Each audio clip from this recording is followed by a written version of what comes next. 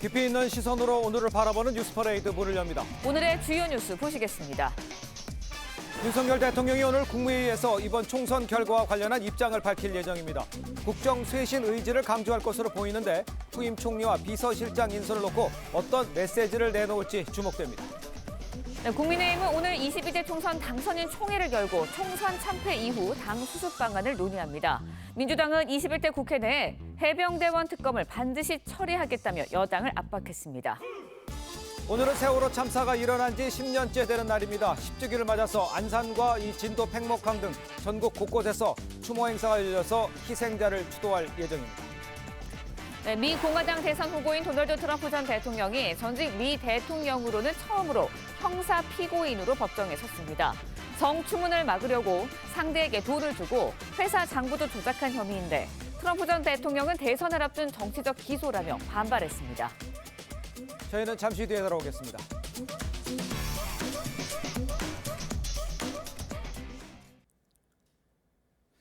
시청자 여러분 안녕하십니까? 화요일 아침 뉴스퍼레이드 이상목입니다. 윤석열 대통령이 총선 엿새 만인 오늘 국무회의에서 총선 결과와 관련해서 입장을 밝힙니다. 국정 쇄신 의지를 강조할 것으로 보이는데 사퇴한 총리와 비서실장 등 이 후임 인선을 놓고 어떤 메시지를 내놓을지 주목됩니다. 첫 소식 정민진 기자입니다.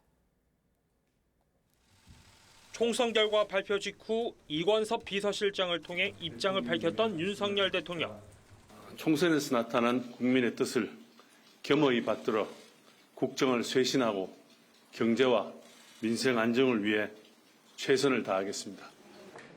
총선 엿새 만에 생중계되는 국무회의에서 총선 관련 입장을 밝힙니다. 그동안 국가의 큰 시스템을 바꾸는 데 집중하느라 소상공인의 어려움을 제대로 챙겨보지 못했다는 반성의 메시지가 담길 전망입니다. 윤 대통령은 앞서 한덕수 총리와 주례 회동에서도 국정의 우선순위는 민생, 또 민생이라며 민생 안정에 최선을 다하자고 당부했습니다. 저에게도 소상공인과 자영업자는 언제나 최우선 정책 순위입니다. 대통령실은 정치권에서 제기된 소통 부족 문제를 개선하기 위해 출근식 약식 기자회견, 도어 스태핑을 재개하는 방안도 검토 중입니다. 다만 신임 총리와 비서실장 등 인선과 관련해서는 오늘 당장 결정을 내리지 않을 거란 관측이 많습니다. 대통령실은 후임 비서실장이 임명되는 대로 민심 청취와 소통 강화를 위한 가칭 법률수석실을 신설할 방침입니다. 야당은 후임 인선의 총선 결과에 대한 대통령의 인식이 반영될 것이라며 공세를 예고했습니다. TV조선 정민진입니다. 국민의힘이 오늘 당선인 총회를 열고 총선 패배 이후에 당 수습 방안 등을 논의를 합니다. 먼저 비상대책위를 다시 꾸린 뒤에 전당대회를 개최하는 방향으로 가닥을 잡은 것으로 보이는데 출범 시기와 방법 등은 이르면 오늘 총회에서 윤곽이 드러날 전망입니다. 주재용 기자입니다. 국민의힘 4선 이상 중진 당선인이 총선 이후 처음으로 한자리에 모였습니다. 108석이라는 참담한 결과에 대해 어떠한 변명도 있어서는 안 됩니다. 오늘은 국회에서 22대 총선 당선인 총회를 개최합니다.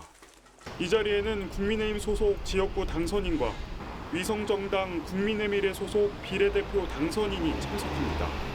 국민의힘 현역과 당선인들은 총선 이후 당 수습 방안 마련에 총력을 기울이고 있습니다. 일단 비상대책위원회부터 다시 꾸리고 정식 당대표를 선출하는 전당대회를 개최하는 방향으로 가닥을 잡았습니다.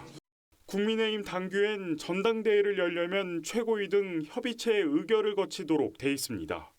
일단은 비대위를 먼저 구성을 하고 그 비대위가 전당대회를 치르게 그렇게 지금 당원 당규상으로 되어 있다고 합니다.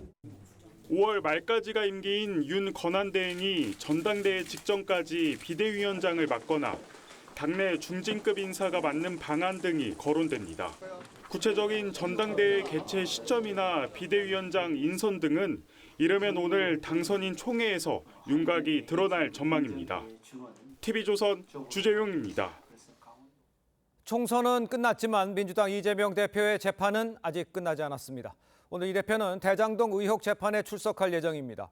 민주당은 한 달 정도 남은 21대 국회에서 해병대원 특검을 반드시 통과시키겠다면서 여당을 압박했습니다. 이정민 기자입니다. 총선 승리 이틀 만에 공직선거법 위반 재판에 출석했던 이재명 민주당 대표. 당선은 됐지만 사법 리스크 여전하다는 지적이 있는데 어떻게 생각하십니까? 오늘은 다시 대장동 개발 의혹 재판에 출석할 예정입니다. 재판 때문에 안산에서 열리는 세월호 10주기 행사에도 불참할 것으로 전해졌습니다. 민주당은 해병대원 특검법 처리를 촉구하며 여당을 압박했습니다. 최상병 특검법 수용 여부는 국정 쇄신의 시금석입니다. 해병대원 특검법은 패스트트랙을 거쳐 3일 본회의에 부의된 상태입니다. 민주당은 또 이미 거부권이 행사된 헬로윈 참사 특별법도 21대 국회에서 재의결한다는 방침입니다. 하지만 여당 협조나 이탈표가 없으면 재적 의원 3분의 2 이상 확보는 쉽지 않은 상황. 이럴 경우 이미 거부권 행사 뒤 재표결로 부결된 김건희 여사 특검법, 대장동 특검법 등 이른바 쌍특검과 함께 22대 국회에서 재추진한다는 계획입니다. 조국 혁신당 1호 공약인 한동훈 특검법 동참도 검토 중입니다. 민주당이 총선 승리 여세를 몰아 대여 공세를 이어가는 모양새입니다. TV조선 이정민입니다. 네, 오늘은 세월호 참사가 일어난 지 10년째 되는 날입니다. 세월호 참사 10주기를 맞아 안산과 진도, 팽목항 등 전국 곳곳에서 추모 행사가 열려 희생자를 추도할 예정입니다. 배상윤 기자의 보도입니다. 2014년 4월 16일 제주도로 향하던 여객선 세월호가 진도 앞바다에서 침몰했습니다. 사람 어디 있습니까? 어디 쪽에 있습니까? 이 참사로 탑승객 476명 중 304명이 숨졌는데 사망자 대부분이 이날 수학 여행에 나선 안산 단원고 학생이어서 충격과 슬픔이 컸습니다. 세월호 참사 10주기인 오늘 전국 곳곳에서 추모 행사가 열립니다. 오전 11시에 인천 가족공원에서 일반인 희생자 추모식이 열립니다. 오후 3시에는 단원고 학생 등 희생자가 가장 많았던 경기 안산 화랑유원지에서 10주기 기억식이 예정돼 있습니다. 단원고 학생 희생자 250명을 일일이 호명하며 희생자를 추모할 계획입니다. 오늘 기억식에는 국민의힘 윤재혁 원내대표와 민주당 홍익표 원내대표 등 여야 지도부가 모두 참석합니다. 유가족 등 90여 명은 사고 해역을 찾아 선상 추모식도 거행합니다. 진도 팽목항에는 희생자를 추모하려는 시민 행렬이 이어지고 있습니다. 온라인 기억관에도 추모객이 10만 명 넘게 다녀갔습니다. 다시 찾아온 10번째 봄. 세월호 희생자 304명의 유가족 가슴에 남은 상처는 아직 아물지 않고 있습니다. TV조선 배성윤입니다.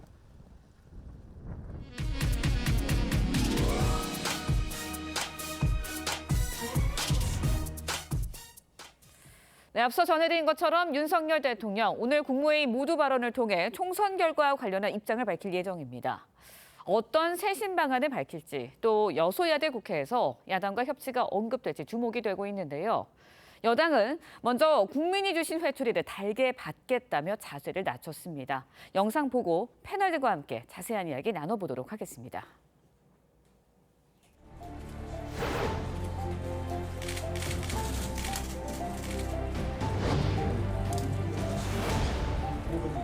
국민들께서 주신 회초리는 달게 받아야 합니다.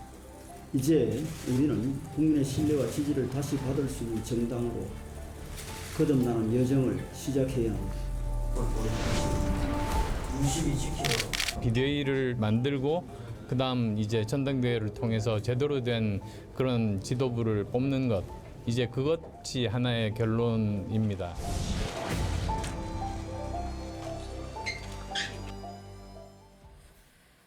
네, 윤석열 대통령 앞서 국민의 뜻을 겸허히 받들겠다라고 했었는데요. 오늘 국무회의에서 국정 쇄신안에 어떤 내용이 담길지 궁금합니다. 김상현 평론가께 여쭤볼게요. 어떤 내용이 담길 것으로 예상하고 계시나요? 글쎄요, 저는 좀 디테일이 빠진 좀 원론적인 이야기를 좀 하시지 않을까 좀 걱정스럽습니다. 뭐 국민은 뭐 항상 옳다, 뭐 총선에서 드러난 민심을 겸허히 수용하겠다, 뭐 야당과의 협치 노력을 해나가겠다, 뭐 국민 통합에 노력을 하겠다, 뭐 이런 디테일이 빠진 원론적인 이야기가 나오지 않을까. 그 이유는요, 이런 이야기를 구체적으로 하기가 쉽지도 않은 부분도 있지만 기본적으로 기자들과의 질의응답이나 이런 것이 있어야 그런 것을 좀 더 준비를 하고 또 현장에서 좀 더 적극적으로 이야기를 하게 되는데 그런 부분이 전혀 빠져 있기 때문에 결국에는 본인이 하고자 하는 얘기 선에서 국민이 듣고자 하는 이야기는 하지 못하고 그치지 않을까 이런 생각이 듭니다. 알겠습니다. 디테일이 없고 이제 원론적인 이야기만 할 것이다라고 좀 지적을 해주셨는데 이 당초 대국민 담화나 이제 기자회견 형식으로 입장을 밝힐 거라고 알려졌었다가 지금 국무회의 모두 발언으로 바뀐 상황이잖아요. 그러면 모두 발언으로 바뀌었다는 것이 어떤 형식적인 면에서는 좀 내용이 바뀔 수 있는 뭐 단초가 되는 겁니까? 지금 말씀하신 대로 국무회의 모두 발언이라는 거와 일반 기자회견 담화문 내용하고는 완전히 다른 얘기죠. 네. 무슨 얘기냐면 국무회의는 그 국무위원들하고 같이 국가적인 일을 논의하는 자리 아닙니까? 그러니까 거기 참석자들은 다 국무위원들이에요. 그렇죠. 국무위원들한테 자 앞으로 우리가 총선에서 나타난 민심을 겸허히 받들어서 이러이러한 일을 추진해 나갑시다. 하는 정도 이상의 예를 들어서 당정 개편을 한다든가 뭐 이런 얘기를 구체적으로 할 수가 없는 자리예요. 아니 그 국무위원들한테 왜 여기 우리 장관들 내가 곧 바꿀 겁니다. 여기 뭐 총리도 바꿀 겁니다. 뭐 이런 얘기를 그 자리에서 할 계제가 아니거든요. 그러니까 제가 보기에는 형식 자체가 좀 잘못됐다고 보고요. 적절하지 않은 거죠. 그러니까 총선에서 드러난 민심과 관련한 대통령의 입장을 발표를 하려면 그거는 국무회의 같은 자리가 아니고 뭐 별도의 기자회견 같은 걸 통해서 하는 쌍방소통형이 돼야 국민들이 그 진정성을 인정하지 않겠는가 저는 그렇게 봅니다. 알겠습니다. 윤 대통령은 도어 스태핑, 약식 기자회견 재개도 검토하고 있다 이런 이야기가 들립니다. 그렇다면 뭐 가능성에 대해서는 어떻게 예상하세요? 글쎄요. 그게 저는 했으면 좋겠어요. 그래서 가능성이 있다라고 말씀드리고 싶은데 그동안 용산이 보여준 모습으로는 굉장히 부담스러워할 것 같다. 그리고 결국에는 논란만 있다 못하지 않을까 이런 생각이 드는데 그 이유는 이 총선 결과를 받아들이는 그리고 변화에 대한 진심이 잘 안 느껴진다는 거예요. 근데 도어 스태핑이 굉장히 귀찮은 일이거든요. 논란도 많고. 그러면은 이거를 정말 진정성과 진심을 가지고 하지 않으면 그 귀찮음과 이런 거에 오히려 뭐랄까 꺾이게 돼 있습니다. 지난번에도 사실상 그런 거거든요.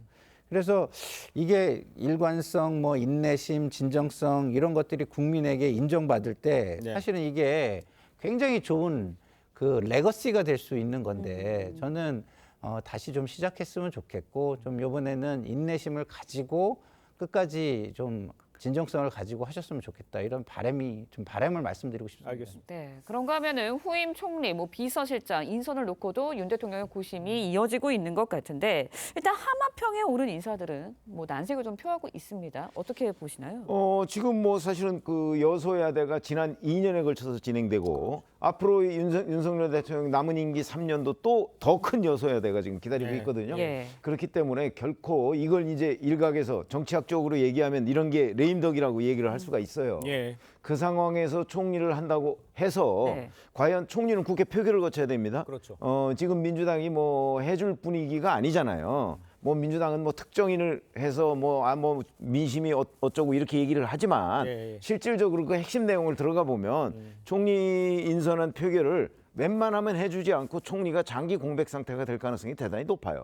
그렇기 때문에 그 자리를 누가 가려고 하겠어요. 본인이 어찌 보면 그냥 일회성 그 소모품 정도로 쓰일 가능성도 있는데 그렇기 때문에 좀 더 폭넓게 총리 후보를 찾아야 하는 거 하나.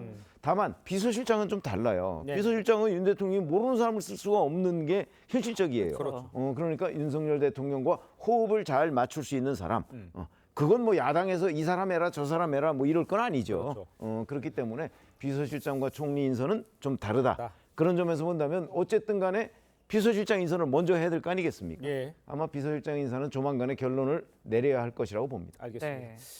이런 상황에서 대통령실이 민심 청취를 위해서 가칭이 법률 수석실 신설을 검토하고 있다. 이런 이야기도 나오고 있습니다.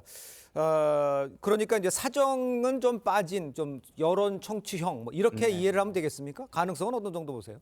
근데 저는 좀 이해는 안 돼요. 왜요? 왜냐하면 뭐 여론 청취형이면 정무실 수석실이나 이런 데서 그런 기능은 또 다 있거든요. 예. 민정만 그걸 했던 게 아니에요. 예. 뭐 정무수석실에서 나눠서도 하고 뭐 독자적으로도 하고 다 했던 거기 때문에 지금 이 민정수석실을 부활하는 것으로 네. 보이는 이런 조치는 뭐 저 같은 사람이나 야권에 있는 사람이 볼 땐 굉장히 좀 의혹의 눈초리로 볼 가능성이 더 높다. 왜냐하면 예. 이제 좀 있으면 레임덕 현상이 있을 걸 우려해서 그걸 대비해가지고 공직기강을 강화하고 검찰 통제를 좀 더 강화하려는 포석이 아니냐 이렇게 볼 가능성이 저는 있다고 봐요. 왜냐하면 처음에 민정수석실을 폐지할 때 아니 뭐 그 직접 검사 출신이라 직접 검찰 통제가 가능하니까 폐지하는 거 아니냐 이런 얘기까지 좀 있었거든요. 예. 근데 지금은 이제 사실상 그런 게 먹히지 않을 만한 어떤 네. 총선 결과나 이런 것들이 있기 때문에 그걸 우려해서 만드는 거 아닌가 이런 의혹을 해소할 필요가 있다 이런 생각이 듭니다. 알겠습니다. 네, 이번에는 국민의힘 상황도 살펴보도록 하겠습니다. 또다시 비대위 체제를 거쳐서 새 지도부를 선출하기로 가닥이 잡혀가는 것 같은데 차기 당대표로 거론되고 있는 인물 중에 한 명이죠. 서울 도봉갑 김재섭 당선인 목소리 먼저 들어보시겠습니다. 늘상 하는 얘기가 뭐 정치는 생물이라는 얘기를 하지만 저는 그래도 제가 배울 게 훨씬 더 많기 때문에 조금 더 배울 생각입니다. 당분간은. 저는 그 자리보다는 어떤 역할이 더 중요할 것 같거든요. 예.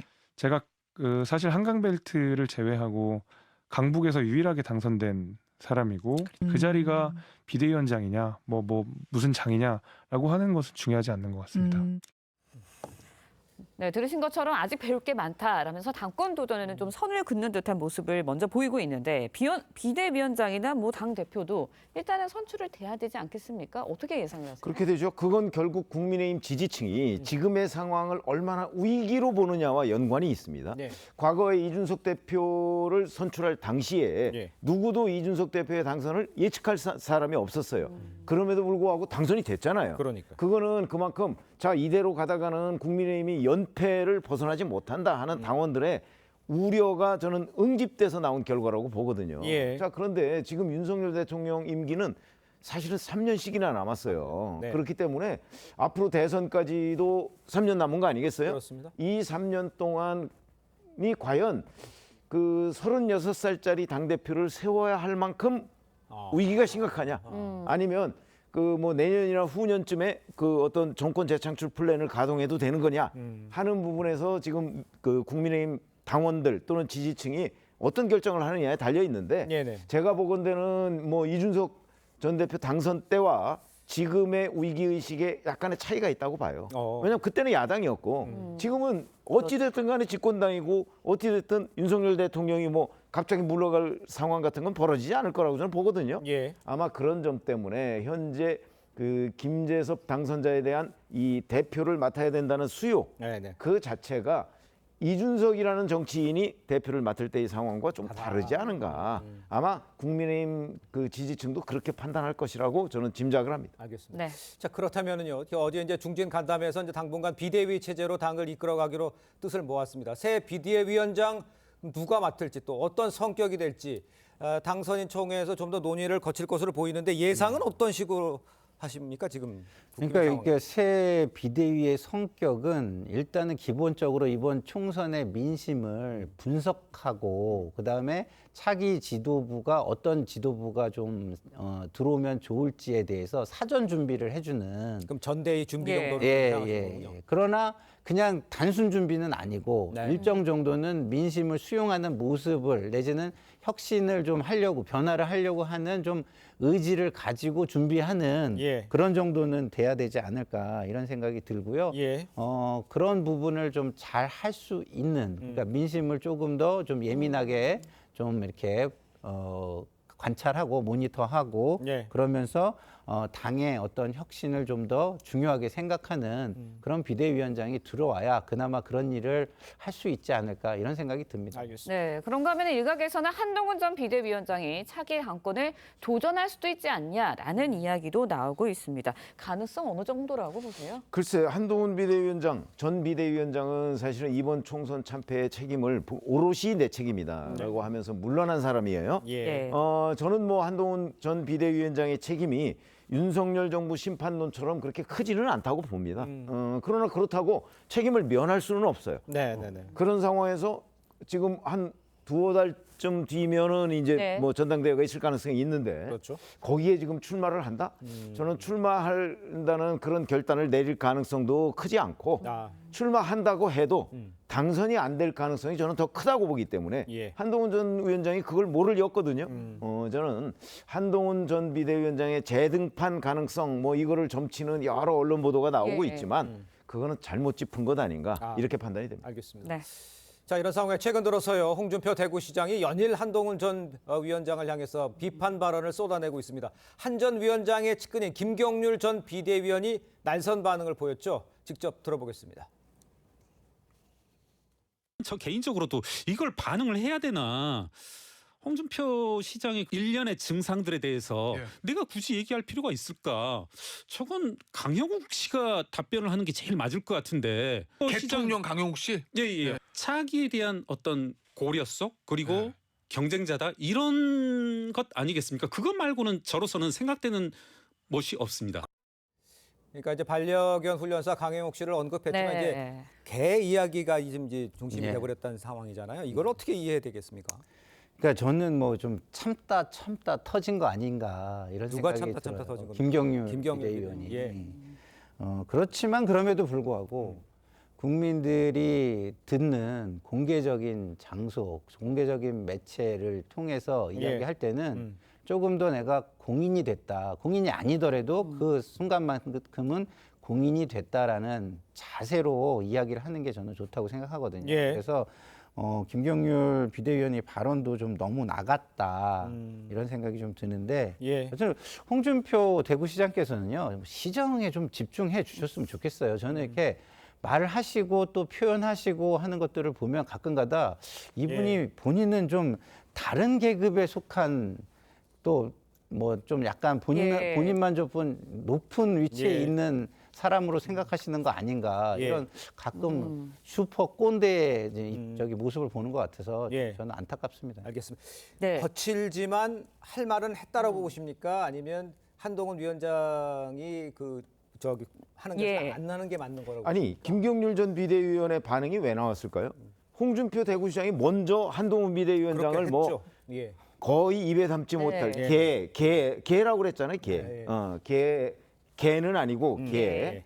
그렇게 얘기를 하고 뭐 깜냥도 안 되는 뭐가 철부지 뭐 입에 담지 못할 여러 가지 그 표현들을 써가면서 한동훈 전 비대위원장을 얘기를 했거든요. 자, 그럼 한동훈 전 비대위원장이 취임할 때는 홍준표 대구시장은 뭐라고 했습니까? 그때는 별 반응이 없었어요. 그러더니 이제 실패하고 나니까 그것 봐라라고 나온 이런 부분에 관해서 저는 국민의힘 지지층들이 아마 동의하는 사람이 그렇게 많지 않을 거라고 보고요. 바로 그런 점 때문에 김경률 전 비대위원이 저런 반응을 보였다고 생각하거든요. 그러니까 원인 제공은 홍준표 대구시장이 했다고 저는 봐요. 홍준표 대구시장이 김경률 전 비대위원과 이런 식으로 SNS에 주고받은 공방 이게 누구 손해일까요? 저는 홍준표 대구시장이 거물급 정치인으로서의 좀 품격을 갖춰주기를 바라는 사람입니다. 그럼 왜 이 시점에 홍준표는 저렇게 날선 반응을 보였다고? 아니 김경률 전 비대위원이 얘기하고 저도 그 의견에 동의합니다. 결국 그 국민의힘의 미래 권력 그 부분에 대해서 한동훈 전 비대위원장이 그 본인의 경쟁자가 될 가능성 때문에 지금 얘기를 하는 거 아니겠어요? 예, 알겠습니다. 자, 다음 소식도 짚어보겠습니다. 총선에서 압승을 거둔 민주당은요 40여일 남은 21대 국회에서 해병대원 특검을 반드시 통과시키겠다 이런 입장입니다. 여야 목소리를 한번 들어보겠습니다. 민주당은 최상병 특검법을 반드시 21대 국회 임기 안에 통과시킬 것입니다. 윤석열 대통령의 수용 여부가 총선 민심 수용 여부의 바로미터라고 생각합니다. 홍준표 원내대표님 만나서 논의하신 분이 있으신가요? 일단 국회의장이 출장 마치고 오시면 양당 원내대표하고 국회의장하고 또 만남이 있을 것으로 생각합니다. 자, 지금 상황을 좀 보면 네. 민주당이 해병대원 특검법 본회의 통과를 좀 압박하고 있는 상황이고요. 국회에 계류 중인 이종석 특검 내용을 추가하는 방안도 지금 검토하고 있는 것으로 지금 전해집니다. 자, 특검법 통과되면 그냥 단도직입적으로 윤 대통령도 조사를 하게 되는 겁니까? 어떻게 됩니까? 일단은 법에 문구상으로는 들어가 있다고 합니다. 예. 그러나 어쨌든 쉽지는 않겠죠. 왜냐하면 대통령은 소추의 대상이 일단 아니기 아니잖아요. 때문에 네. 수사를 하는 것조차도 그렇게 쉽지는 않은 겁니다. 그래서 이것을 뭐 아주 야당 입장에서 어떤 결정적인 어떤 뭐 정황 증거나 이런 게 나오기 전에 막 이렇게 압박을 하거나 그리고 수사기관에서도 쉽게 수사를 들어가거나 이럴 수는 저는 없는 상황이라고 보고요. 네네. 그러나 어쨌든 수사를 받을 가능성은 열어놓고 간다. 이 정도로 보시는 게 저는 맞다고 봅니다. 그렇군요. 네, 예. 21대 국회 43일 남았습니다. 민주당이 해병대원 특검을 이번 국회에서 통과시키려는 하는 이유는 또 무엇인지, 또 이제 대통령 거부권을 또 행사할 수도 있잖아요. 통과될 가능성은 정말 있는 건지. 지금 민주당이 이 최상병 특검법을 계속 지금 추진하고 있는 이유는 이 부분과 관련해서 아마 여권이 수용을 하지 못할 거라는 전제가 있는 걸로 봐요.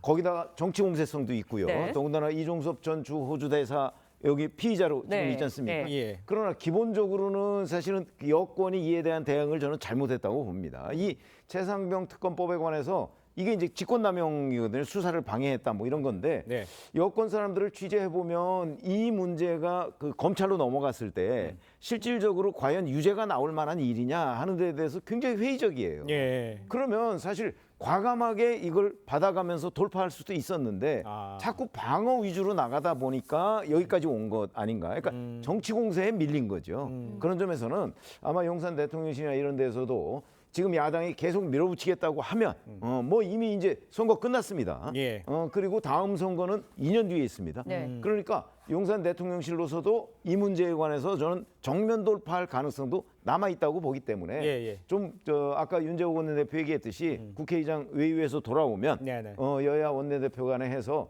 의외로 원만하게 해결될 가능성도 있다고 저는 봅니다. 알겠습니다. 네. 지금 최병무 위원께서 이렇게 이제 특검 같은 거를 선제적으로 해서도 아무 문제가 없을 것이라고 얘기하지만 네. 일각에서는 공수처가 뭐 수사를 하면서 결과가 나와야 뭐 그 결과를 보고 나서 특검을 하든지 말든지 해야 되는 거 아니냐 이런 지적도 있는데 그건 어떻게 보세요? 근데 그 지적을 하는 분들이 정치하시는 분들이지 법률가 아니잖아요. 그럼 정치를 먼저 생각하셔야죠. 저는 그런 부분에서 잘못됐다고 봐요. 예. 그 얘기를 정치인이 하는 얘기는 용산이 너무 성역화돼 있기 때문에 못하는 거지. 뭐 법률가처럼 본인들이 실제 생각하기 때문에 그런 말을 하는 건 전 아니라고 보고요. 예. 이번 총선을 관통했던 두 이슈, 그 중에서도 더 큰 이슈는 최상병 사건이었습니다. 하나는 이제 이태원 참사 사건이었는데요. 그럼에도 불구하고 이종섭 전 대사의 어떤 그 임명으로서 훨씬 더 이 총선 결과에 영향을 주고 이 총선을 관통했던 이슈는 최상병 사건이라고 저는 보기 때문에 예. 이 당내 인사들도 총선을 치르면서 그 반전의 상황을 경험하고 느꼈을 거예요. 그러면 이런 부분에 대해서는 좀 털고 가자 이렇게 생각하는 사람들이 꽤 나오지 않을까 저는 이렇게 생각이 듭니다. 알겠습니다. 네. 해병대원 특검 좀 수적으로 좀 구체적으로 따져보면 윤 대통령이 만약에 거부권을 행사하면 21대 국회에서는 최소 17명이 이탈을 해야 재의결 통과가 가능한 상황입니다. 그런데 22대에서 다시 추진이 되게 되면 범야권이 지금 192석이거든요. 그런 만큼 이제 여권에서는 8석만 이탈하면 통과가 가능합니다. 가능성 어떻게 예상하세요? 지금 현재는 뭐 몇몇 당선자들이 최상병 특검법을 개인적으로 찬성한다 이렇게 얘기를 하고 있잖아요. 예. 네. 그런데 이제 저게 아마 1차적인 이제 표결이 있을 거고 그 표결에서야 당연히 압도적으로 통과가 되겠죠. 네네. 그리고 나서 이제 그 대통령실로 갔을 때 대통령실이 과연 거부권을 행사할 것이냐. 예. 그게 제가 아까 말씀드린 예. 그 내용하고 일맥상통하는 겁니다. 대통령실에서는 과연 이게 끝까지 우리가 방어를 하고 넘어가야 할 사항이냐 하는 부분을 아마 그때쯤 되면 재검토하기 시작할 거예요. 뭐 굳이 그럴 이유가 없다. 이거 어차피 나중에 무죄 나올 가능성이 높은데 네. 라고 하면 한번 정면 돌파를 해보자는 기류가 지금 용산 대통령실이나 이런 데도 일부 있는 걸로 저는 알고 있어요. 예. 그렇기 때문에 그에 대한 결론에 따라서 거부권을 행사할지 말지 할 거기 때문에 네네. 아직 시간이 꽤 있습니다. 저거는 22대 국회에 될 일이잖아요. 그러니까요. 그러면 뭐 6월이나 7월에 갈 거기 때문에 그때 또 상황 변화나 이런 것들을 봐야 될 걸로 그렇게 생각합니다. 알겠습니다. 그러면 이거 먼저 뭐 여쭤봐야 될 것 같아요. 지금 뭐 국회의장도 지금 된 네네네. 상태에서 법사위원장도 맡으려고 하고 있고, 그렇죠. 뭐 심지어는 뭐 과방에도 뭐 얘기도 나오고 있는 건데 그렇게 마음대로 갈 수 있는 상황인지 법사위원장도 지금 민주당이 가져가는 상황이 돼버리는 이건 어떻게 봐야 됩니까? 아니 이거는요 원구성 협상을 하게 되면 늘 그 논란이 벌어지던 일입니다. 그렇죠? 예. 특히 법사위원장을 어느 당이 가져가느냐 예. 뭐 이런 거죠.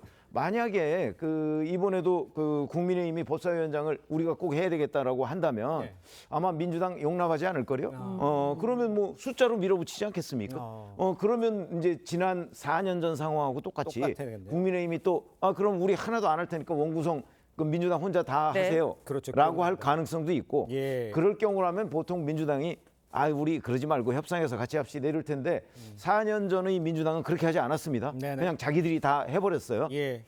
저는 이번에도 그 재판이 될 가능성이 없지 않다고 봅니다. 그렇군요. 네, 해병대원 특검도 있지만 예. 민주당에서는 이제 헬로윈 참사 특별법, 김건희 여사 특검법 등도 재추진하겠다라는 계획입니다. 이렇게 되면 22대 국회에서도 결국은 특검법 두고 계속 여야가 계속해서 갈등하고 계속해서 정쟁할 것 같거든요. 네. 그럼 민생 결국 또 뒷전 아닌가?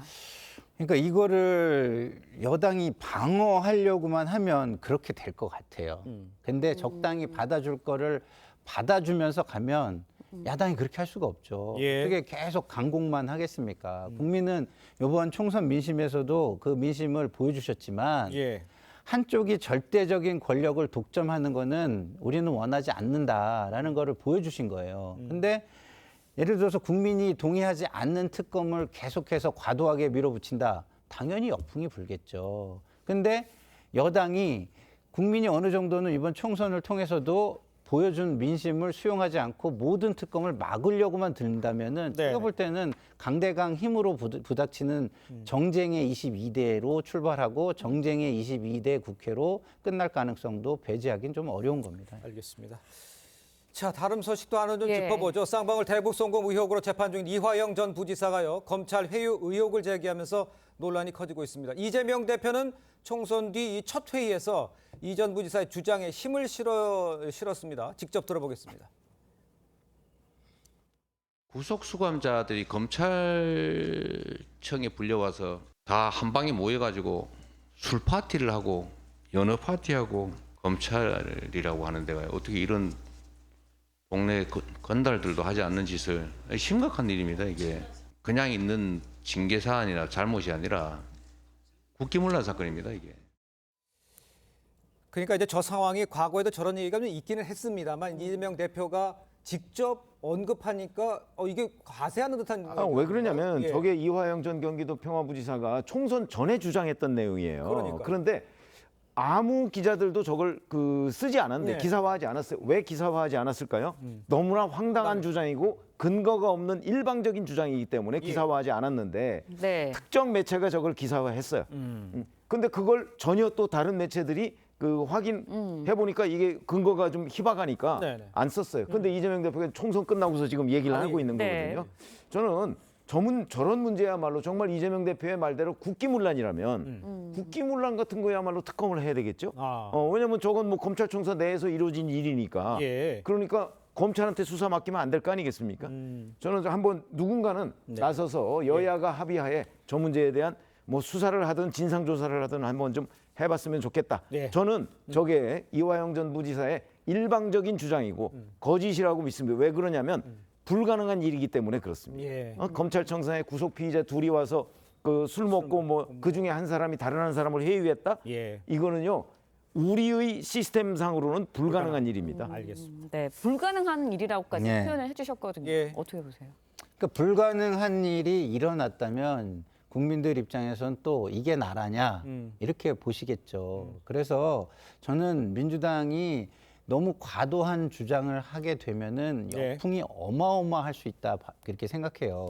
그러면 반대로 생각하면 여권에서는 그게 기회일 수 있지 않습니까? 이 의혹을 깔끔하게 지금 최병묵 편집장님 말씀하신 대로 깔끔하게 터는 차원에서 아예 공개적으로 이걸 같이 조사를 해보자. 이래가지고 여야가 비공개위원회를 소수로 만들어가지고 확인을 해봤으면 좋겠어요. 그러면 한쪽은 굉장히 양쪽 중에 한쪽은 굉장히 큰 정치적 타격을 입을 거라고 저는 봅니다. 예, 알겠습니다.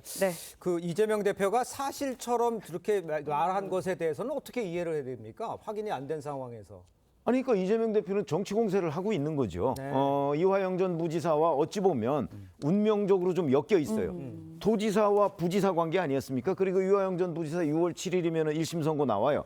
그 중에는 대북 송금 문제도 있고 그러다 보니까 이제 그 이화영 전 부지사가 뭐 어떤 여러 가지 시나리오를 써서 본인이 일방적 주장을 하고 있는 것으로 보이는데 이재명 대표도 거기에 매우 밀접한 지금 관계가 있어요. 그러니까 이재명 대표는 뭐 솔깃해서 저런 주장을 하고 있는지 모르겠으나 여권에서 이 부분에 대해서 제대로 대응을 하면 아마 이재명 대표의 저 주장에 진위가 곧 드러날 것으로 본다는 말씀입니다. 알겠습니다. 자, 두 분 말씀 여기까지 듣겠습니다. 고맙습니다. 고맙습니다. 네, 돈봉투 살포와 불법 정치자금 수수 혐의를 받는 이 송영길 소나무당 대표가 두 차례 무단 불출석한 끝에 재판에 나왔습니다. 재판에선 송영길 민주당 대표 시절 당 관계자가 국토부에 여러 차례 민원 전화를 했다는 국토부 공무원의 증언이 나왔습니다. 정준영 기자의 보도입니다. 송영길 대표는 지난 2021년 민주당 대표 시절 불법 정치자금을 받은 혐의로 재판을 받고 있습니다. 전남 여수의 사업자 박모 씨로부터 폐기물 소각장 인허가를 도와달라는 청탁과 함께 4천만 원을 받은 혐의입니다. 재판에 나온 국토부 공무원은 2021년 7월부터 9월까지 여수 소각장 증설과 관련해 당시 김모 민주당 국토교통수석 전문위원이 10여 차례 민원성 전화를 했다고 증언했습니다. 김 전 수석 전문위원은 송 대표와 고교 동창이자 국토부 국장을 지낸 인물입니다. 송 대표는 모든 혐의를 부인했습니다. 서울중앙지법에선 2021년 민주당 전당대회 당시 돈봉투 수수 혐의를 받는 윤관석, 이성만, 허종식 의원과 임종성 전 의원에 대한 첫 재판도 열렸습니다. 4명 모두 혐의를 강하게 부인했습니다. 이 가운데 유일하게 총선에서 살아남은 허 의원은 금고 이상의 형을 받으면 의원직을 상실하게 됩니다. 의원직 상실 가능성도 있는데 어떻게 생각하시나요? 전혀 그렇게 생각하지 않습니다. 검찰은 돈봉투 수수 의혹을 받는 나머지 민주당 의원 7명도 조만간 소환 조사할 방침입니다. TV조선 정준영입니다. 네, 경기도 평택에서 유흥업소를 상대로 금품을 갈취해온 폭력 조직 일당 50여 명이 무더기로 검거됐습니다. 이 조직은 경쟁 세력과 싸워 반드시 이긴다는 행동 강령을 만들고 MZ세대 행동대원을 모집해 체육관 등에서 격투기 훈련까지 시켰는데요. 해당 지역 상인들은 이들을 법 위에 군림하는 주먹이라고 부르며 공포에 떨어야 했습니다. 구자형 기자의 보도입니다. 남성 4명이 흰옷을 입은 남성의 뒤에다 대고 90도로 허리 숙여 인사합니다. 한 업소 앞에서는 여러 명이 한 남성을 무자비하게 집단 폭행합니다. 경기도 평택을 중심으로 활동한 폭력 조직원들입니다. 이들은 유흥업소 업주들로부터 보호비 명목으로 매달 100만 원씩 2억 3천만 원을 갈취한 혐의를 받고 있습니다. 저희는 가게를 하면서 생계가 달린 문제입니다. 조직폭력배이기 때문에 무섭고 두렵고. 경쟁 조직이 운영하는 유흥업소에 난입해 폭력도 행사했습니다. 이들은 지난 2021년부터 1년 동안 이곳에서 홀덤펍을 가장한 불법 도박장을 운영하기도 했습니다. 경찰은 1년 7개월간 계좌와 CCTV 추적 등의 수사를 한 끝에 폭력 조직원 56명을 검거했습니다. 20대와 30대가 49명입니다. 이들은 경쟁 세력과 싸워 반드시 이긴다는 행동 강령을 만들어 놓고 젊은 조직원들을 적극 흡수해온 것으로 드러났습니다. 절대 지지 않는다는 행동 강령 아래 20, 30대 조직원들이 종합 격투기 훈련 등을 실시한 것으로 확인되었습니다. 해당 폭력 조직은 평택에서 30년 넘게 활동해오며 상인들로부터 법 위에 군림하는 주먹으로 불려온 것으로 알려졌습니다. 경찰은 조직 간부 등 12명을 구속하고 범죄단체 조직죄를 적용해 검찰에 송치했습니다. TV조선 구자영입니다. 네, 앞서 전해드린 대로 송영길 소나무당 대표가요, 인허가 청탁을 대가로 뇌물을 받은 혐의와 관련해서 이 혐의를 뒷받침할 만한 증언이 법정에서 나왔습니다. 네, 관련 내용 백성문 변호사, 장현주 변호사와 함께 자세히 짚어보도록 하겠습니다. 안녕하세요. 안녕하세요. 네, 반갑습니다. 자, 변호사님, 송 대표 재판에 나온 증언 구체적으로 어떤 겁니까? 일단 증인으로 나온 분은 2021년 국토교통부 산업입지 정책 과장을 지냈던 A 씨였습니다. 예. 어떤 일이 있었냐면 송영길 대표가 사업가 박모 씨로부터 4천만 원을 수수를 했는데 네. 이 박모 씨가 뭘 하고 있었냐면 그 당시 여수 국가 산업단지 내에서 폐기물 증설 사업을 추진하고 있었습니다. 근데 그게 2021년에 잘 안 됐어요. 네네네. 그러니까 국토부에서 또 전남에서 반환을 시켜버렸단 말이죠. 예. 그러니까 이것을 누가 이제 부탁을 했냐면 이제 송영길 대표의 선배라고 하는 더불어민주당 국토교통 수석 전문이었던 김모 씨. 김모 씨가 이 조금 전에 증인으로 나왔던 그 국토부 산업입지 정책과장 A 씨에게 10여 차례 전화를 해서 이제 잘 좀 봐달라는 취지의 청탁 전화를 했다라는 겁니다. 근데 이제 어떤 관계가 있냐면 네네. 아까 말씀드렸던 국토교통 수석 전문위원 김모 씨도 역시 국토교통부에 근무를 했었고 예. A 씨의 상사였습니다.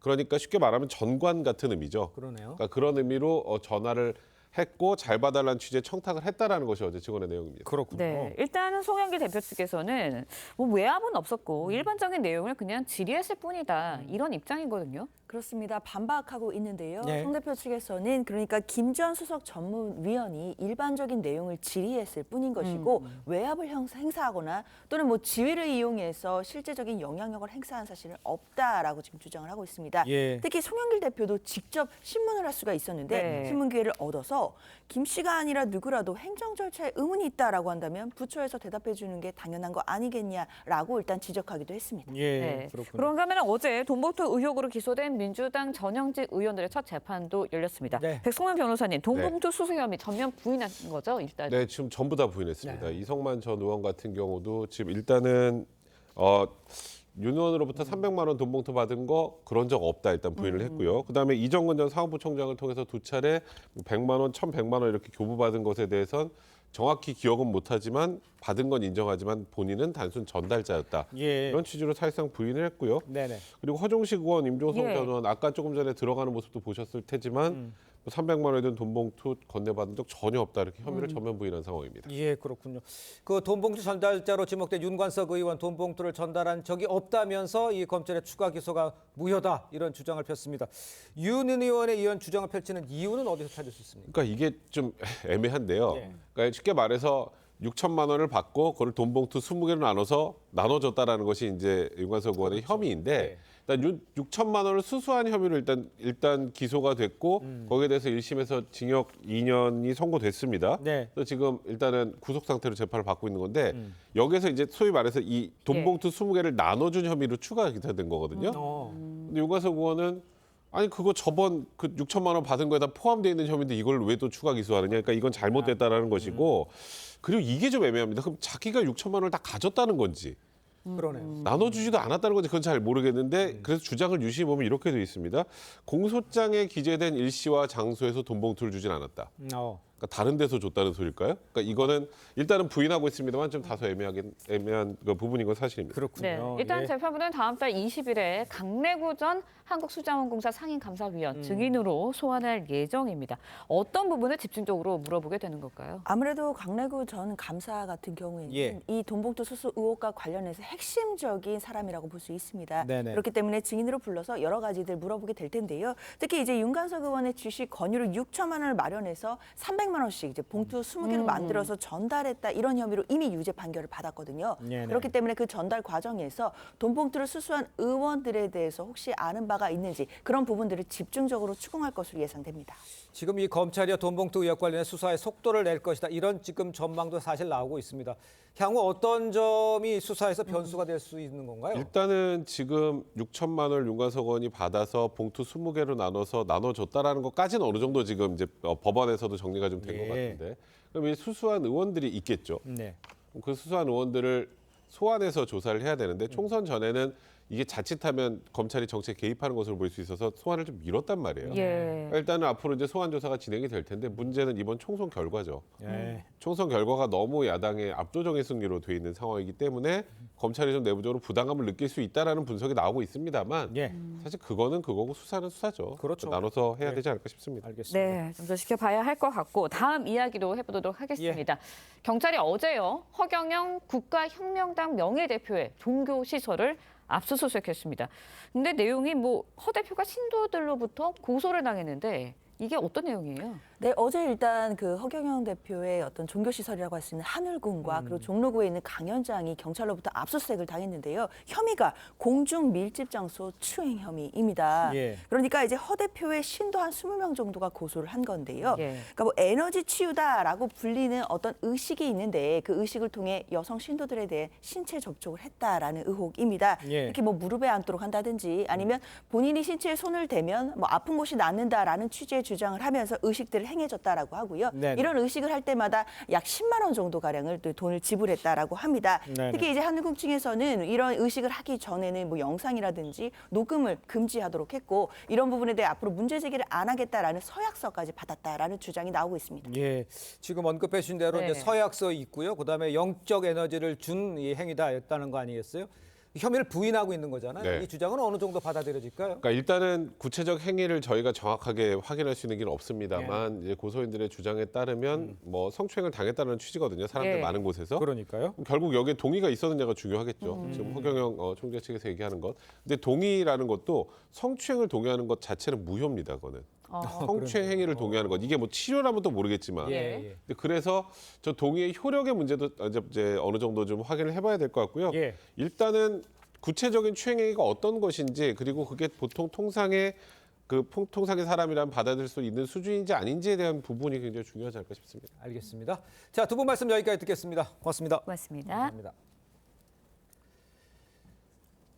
네, 미 공화당 대선 후보인 도널드 트럼프 전 대통령이 전직 미국 대통령으로는 처음 형사 피고인으로 법정에 섰습니다. 네, 성추문을 막으려고 상대에게 돈을 주고 회사 장부도 조작한 혐의인데 트럼프 전 대통령은 대선을 앞둔 정치적인 기소라며 반발했습니다. 이정민 기자의 보도입니다. 도널드 트럼프 전 미국 대통령이 뉴욕 맨하튼 지방법원에 출석합니다. 법정에 들어가기 전 자신에 대한 검찰 기소는 정치 박해라고 목소리를 높였습니다. This is political persecution and assault on America. And that's why I'm very proud to be here. This is an assault on our country. 트럼프는 2016년 대선 직전 과거 자신과의 성관계 폭로를 막으려고 전직 성인 영화 배우에게 13만 달러, 우리 돈 약 1억 8천만 원을 지급했습니다. 이후 해당 비용도 회사 법률 자문료로 조작하는 등 34개 범죄를 저지른 혐의로 지난해 3월 재판에 넘겨졌습니다. 전직 미 대통령이 형사재판 법정에 선 건 이번이 처음입니다. 트럼프는 형사재판 4건에 연루돼 있는데 이번 사건은 11월 대선 전 결론이 나올 가능성이 있어 정치적 파장이 적지 않을 전망입니다. Trump is not above the law. Trump is not above the law. That shouldn't be allowed. So I disagree completely with him being able to run as president while being investigated for several civil cases and criminal cases. 트럼프는 선거 기간 동안 적어도 6주 가까이 진행될 재판에 계속 출석해야 해 대선 판세에 상당한 영향을 줄 거란 관측이 나옵니다. TV조선 이정민입니다. 네, 렌즈에 담긴 그 순간 그 의미를 짚어보는 시간이죠. 사진 기자가 선택한 아침의 한 장입니다. 오늘은 조선일보 사진부 조인원 기자와 함께합니다. 안녕하세요. 오늘 아침에 볼 사진 어떤 건가요? 네, 노란색이 칠해진 밀로의 비너스가 서핑보드를 들고 있습니다. 이 조각은 파리 올림픽을 앞두고 프랑스 국회의사당 계단에 설치된 것인데요. 이제 100여일 남은 파리 하계올림픽 준비 모습을 사진으로 함께 보겠습니다. 올림픽을 앞두고 루브르 박물관이 소장한 밀로의 비너스를 본떠 만든 컬러풀한 조형물이 올림픽 경기 6가지 종목을 상징하고 있습니다. 이번 올림픽은 100년 만에 파리에서 다시 열리는 것인데요. 올림픽 개막식이 대형 경기장이 아니라 파리 세느 강변에서 열립니다. 올림픽 시작을 기다리는 파리에서는 요즘 여러 문화 행사가 열리고 있는데요. 지난주에도 에펠탑 앞에서 대형 북 페스티벌이 개최되기도 했습니다. 네, 그런데 올림픽을 앞두고 도심의 경계가 강화되었다고요? 네, 지난달 모스크바 테러를 주도한 이슬람 무장 세력 IS 호라산이 다음 테러의 목표를 파리올림픽이라고 경고했습니다. 이에 따라서 프랑스 정부는 경계 단계를 최고로 올렸으며 개막식 날에는 세느강 주변으로 군인과 경찰 4만 5천여 명을 배치할 것이라고 했습니다. 네, 선수들과 시민들 모두 안전한 올림픽이 되길 바라봅니다. 지금까지 아침의 한장이었습니다. 오늘 아침 대부분 지역에서 비가 잦아들었지만 중부지방과 경북 지역으로는 산발적으로 낮까지 비가 이어지겠습니다. 앞으로 예상되는 강수량은 경북 지역이 5에서 10mm, 그 밖의 지역은 5mm 안팎이 예상됩니다. 비구름 뒤로 황사가 유입되겠습니다. 오늘 전국 대부분 지역에서 미세먼지 농도 나쁨 단계 보이겠고요. 낮에는 매우 나쁨 수준까지 높아지겠습니다. 또 비가 오는 지역에서는 황사가 섞여 내릴 가능성이 있습니다. 오늘 전국이 흐리다 오후부터 점차 맑아지겠습니다. 강원도와 충북, 영남으로는 바람이 강하게 불겠습니다. 오늘 한낮 기온 어제보다 1도에서 6도 정도 높겠습니다. 서울이 19도, 대구 24도 예상됩니다. 내일부터 당분간 맑은 날씨가 계속되겠고 주말에는 남부지방에 비가 내리겠습니다. 오늘은 탁한 공기를 정화해주는 식물에 대해 알아보겠습니다. 먼저 산세베리아는 음이온을 방출해주는 능력이 탁월한데요. 음이온은 공기 중에 떠다니는 먼지들을 중화 제거해줍니다. 그 밖에 아이비, 관음죽, 인도 고무나무도 공기 중 미세먼지 양을 줄여줍니다. 평균적으로 3.3제곱미터에 한 개의 화분을 놓아야지 효과를 얻을 수 있습니다. 날씨와 생활정보 이나일이었습니다. 네, 이상으로 화요일 뉴스퍼레이드 마칩니다. 네, 저희는 내일 아침 7시 30분에 다시 찾아뵙겠습니다. 시청해주신 여러분 고맙습니다.